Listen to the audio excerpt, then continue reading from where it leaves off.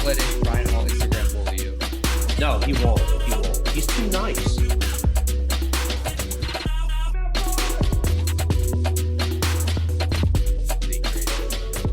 Well, this will not be a political show because I don't want half of our viewers to stop listening or watching. Yeah. But wouldn't you agree that if every cop had 6 months of jiu-jitsu experience, that there'd be less of these like excessive force incidences? Yeah,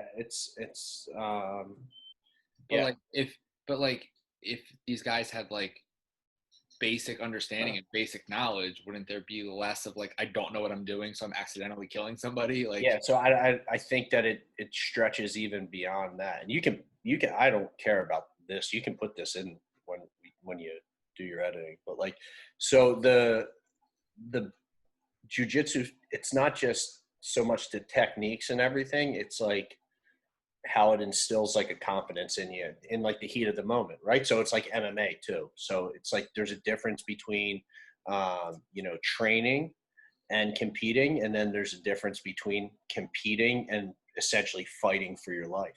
Yeah. And these guys who don't know, like, so that and I think that's what, they're not trained properly, and when shit hits the fan, they just, they do stupid shit, and it leads to these circumstances. But yeah, dude, if they had jiu-jitsu, we wouldn't even be having this problem. I remember the first time that I used jiu-jitsu at work, I was like, it was the first class Anthony was teaching and DeLuca was there, and they showed, it's like a gift wrap, but like you roll them belly down and you just kind of do like a back mount without hooks. Yeah, I know exactly what you mean. And like when that happened, I was like looking around, I'm like, anybody?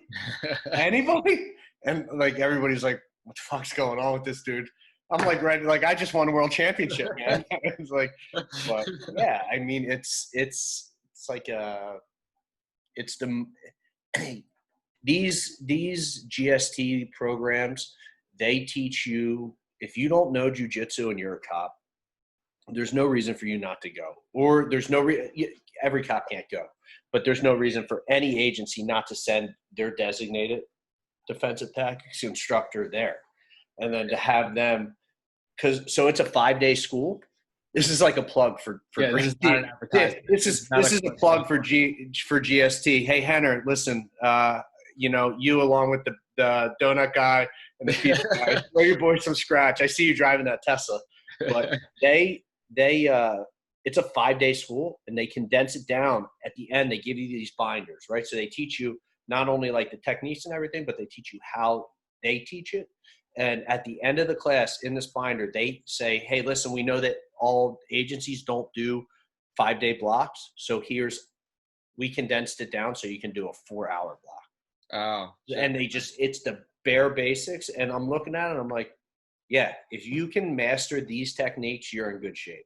So I did want to talk to you about, we talked about it like a little bit on the Instagram thing, but the IBJJF, like canceling all tournaments in 2020. Yeah.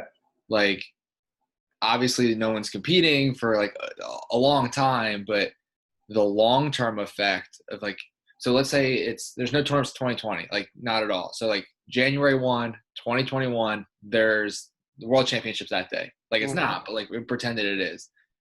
How does that World Championships look different than if we were on schedule this year? Like, are we seeing a higher level of competition because only the top guys are still training when they're not supposed to be in quarantine?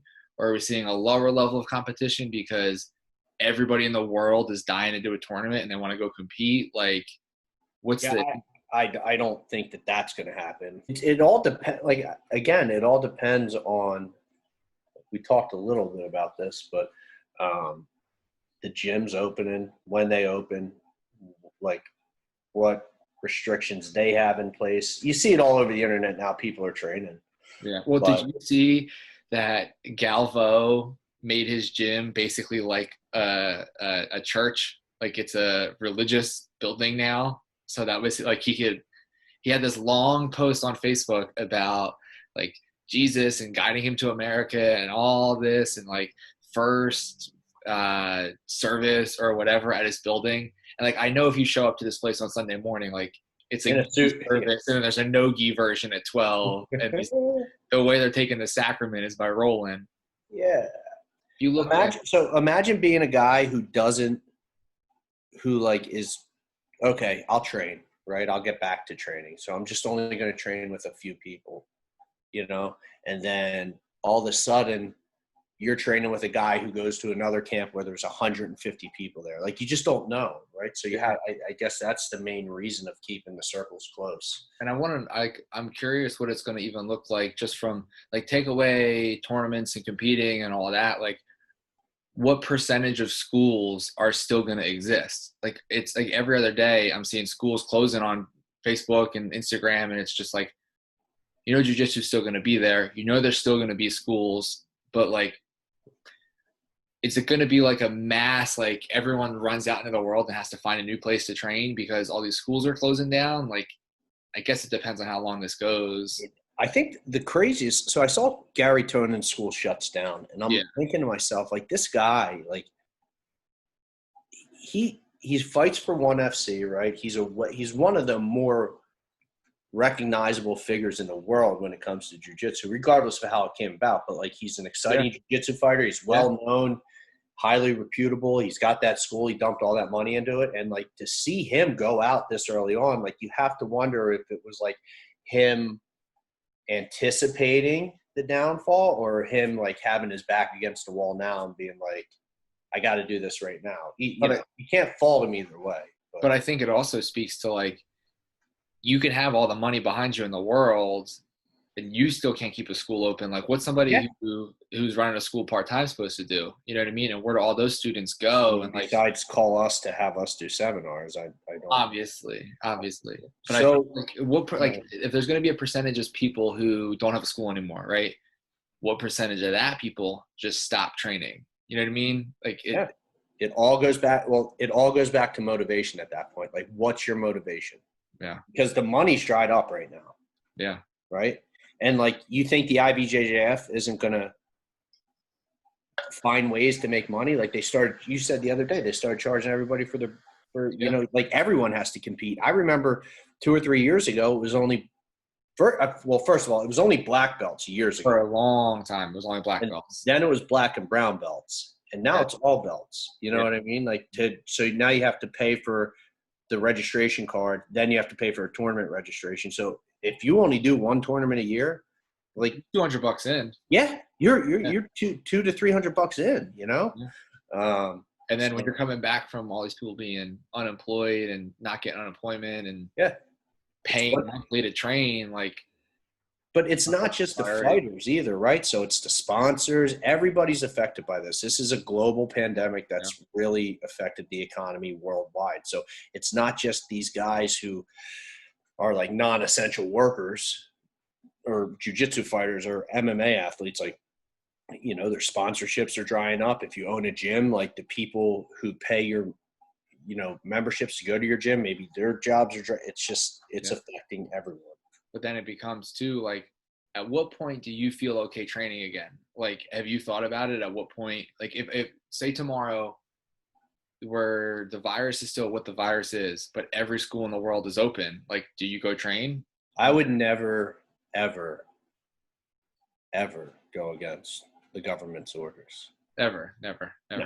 Yeah, no, I'm going to start training. Like, I've already made never, ever, until Friday, May 30th. No, I've trained a little bit. I definitely haven't trained like I was training prior to this, but I don't know. I don't know what the answer is. Like, so like, there's obviously a risk, of exposing it, and obviously we're doing the most dangerous thing for avoiding human contact so you don't get sick. Like, we're doing it, and right. But again, like, I say that I don't know, but I also don't know what the finish line is of like, all right, we've hit this mark, so now I'm in the zone where I'm good to train. Like, I don't know. And I think if like the scenario I laid out where it was like, everything's open tomorrow, everything's good, but the statistics are still today's statistics, and everyone in the world went and trained again, like, I'd have a hard time not being like, let's go train. And that's, like, if you have space at your house or at work maybe, and maybe you work with some people who train, You know, and again, this is just my take on it. You know, other people might not think of it. You know, Yeah, I mean, it's not I think there has to be a medium, happy medium here. Like I've supported this whole social distancing thing. Like I've complied. Like we both have young kids. Yeah, but I think it's also we're in very different situations where you're interacting with people all day, every day. You're at work, like interacting with people. I'm in my house, like that's it. And I see my wife and my kid, and I maybe see the person at the convenience store when I go to buy small supplies, but like with a mask on. With the mask on, so it's like, yeah, I'm not as like. Here's the other thing. I'm not against like. If you remember, like in Mortal Kombat, Sub-Zero and Scorpion both had masks on during the fights. And it's a good look. I'm okay with that. But yeah, it's if you're going to train, you're exposing yourself, right, to the risk. There's no doubt about it. Like you can use grappling dummies, you can do, no contact, just drills, like if you're doing boxing drills or mitt work, it's just you can spin it any way you want. You're going to be at risk. You're using a gym with other people. You're going to be at risk. And if you're going to be at risk, just go for it. If I'm not, right. Like that's what I'm boxing. Right. And who am I to like, if I'm choosing to do that, like you go in there with the understanding that this is the risk, and it is what it is. Yeah. Did you see Connor posted his greatest of all time rankings? Yeah. We're going to just step over the fact that he put himself as the number one. Yeah. Mentioned this to you earlier briefly. I think that Anderson Silva cannot be included in the top 5 greatest of all time because just like John Jones, I have to assume he was juiced to the gills his entire career. So your number one is Nunez. Yeah, I mean, she's up there for me because she's beaten every single champion at that division ever, and finished every champion at that division ever, which is not something any other champion, male or female, can say they've done. I think it's too early on in the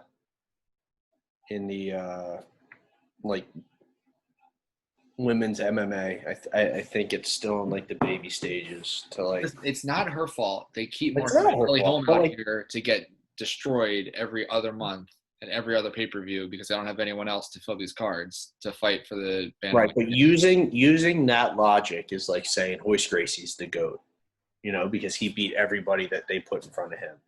I don't know. I think that argument of Ronda versus Royce, that's the same argument, but I think it's far enough removed now that you could put Nunez as the GOAT. It's only like it. How long? Rousey came over in like 2013. Yeah. I don't know.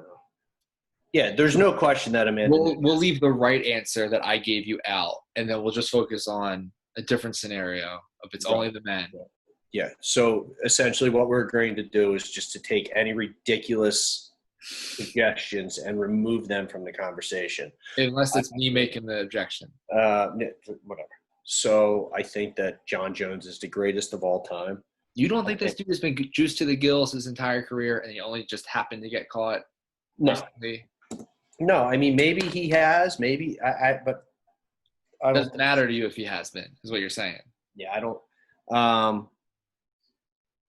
I think that GSP. All right. Yeah, I would put GSP. I think Anderson Silva. And then, I think you have, a bunch of people that are, up there that could be in that 3, 4, and 5 spot. I think Connor, doesn't fight, enough. He doesn't fight frequently. I think Daniel Cormier is up there. He's done a lot. Daniel Cormier, this is a sidetrack. I had this topic written down, but we're just going to jump into it right now. Daniel Cormier is a dirty fighter. He's a cheater and a dirty fighter. Okay, well, he's an American hero. Okay, you can be both. All right, he's a real American. I actually think Daniel Cormier should start walking out to Hulk Hogan's "I Am a Real American." I'm actually surprised that he hasn't because he's such a pro wrestling nerd.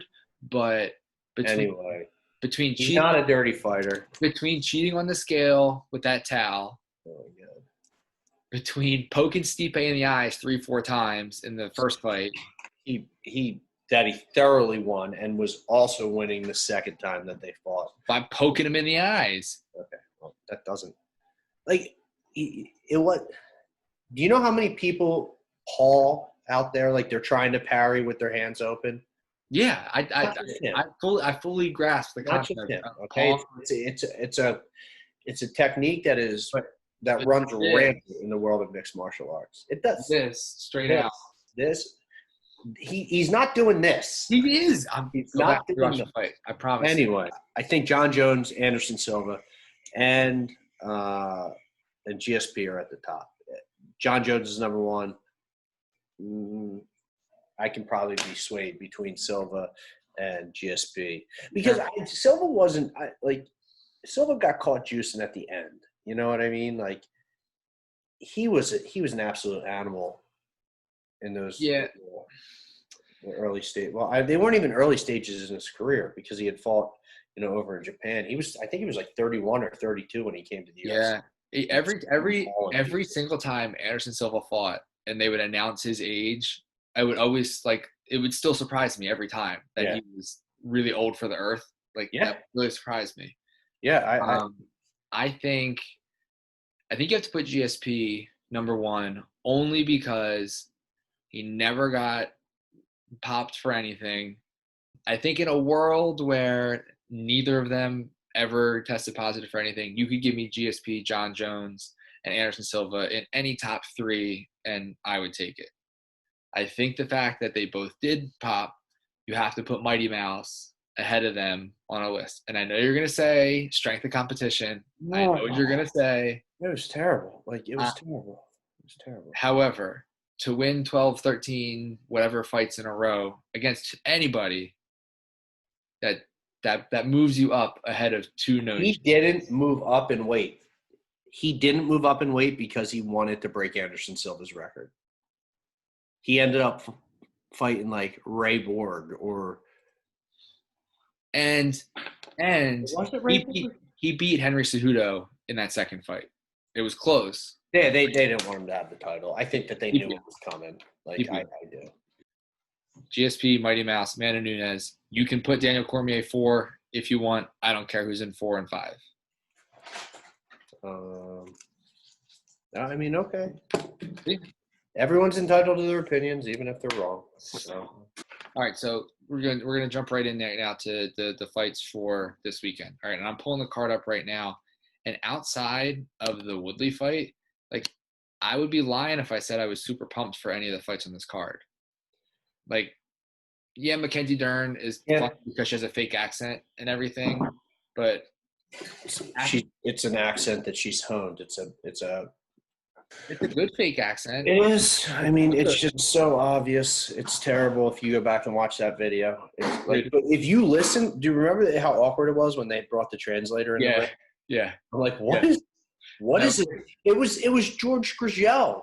It was the guy from the. I'm like, what is this guy doing in here? It was like a level of cringe awkward where it's like I kind of have secondhand embarrassment, but also. It's like you're watching a sex scene with your parents, embarrassing. Like you're watching the family's watching an HBO movie and people start hooking up or something. You just hide your face with a pillow, and it's too awkward. You can't get up and walk out of the room. I think I gotta go get a drink. I'll be back in 6 Now you got one next to you. Your parents are they don't want you to leave.